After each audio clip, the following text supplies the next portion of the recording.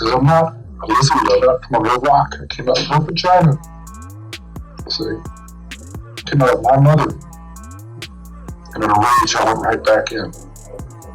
For 7 years, she said, I haven't had sex with a man because of you. My murderous son. It's one of our arguments.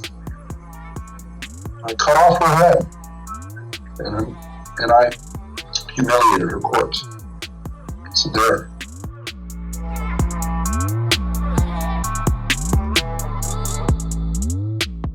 At the time, it was almost addictive.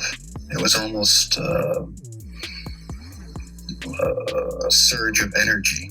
I wouldn't have to worry about any of their needs or anything. I just had complete control of the situation.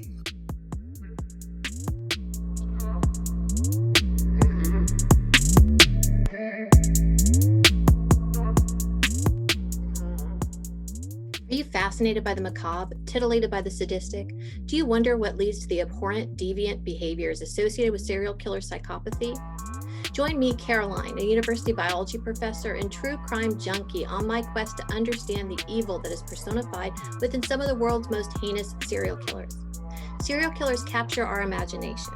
We want to understand what drives these animals to kill, to identify the moment at which they lost their humanity, reassuring ourselves that we are nothing like these maniacs, that there exists something so fundamentally different, so deeply broken that their psychopathy is unmistakably identifiable.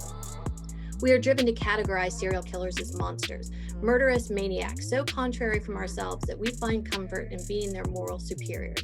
4. The moment we can relate to such a monster is the moment we begin to question our own sense of morality.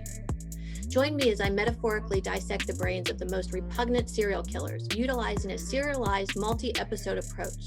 I explore the psychological and physiological elements that contributed to the creation of sexually motivated serial killer sickos like Ed Kemper, who killed his paternal grandparents, 6 co-eds, his mother, his mother's best friend. What role did Ed's upbringing have on the monster that he would become? What made him look at a dead body and think, I gotta have me some of that?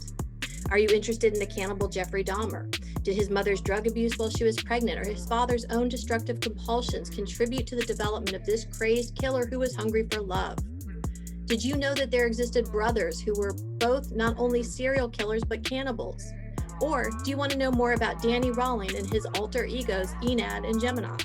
In this podcast, I tackle the age-old question of nature versus nurture, calling upon my background in anthropology and biology via clear, straightforward explanations of complex cognitive and biological processes that help shape the serial killer's brain.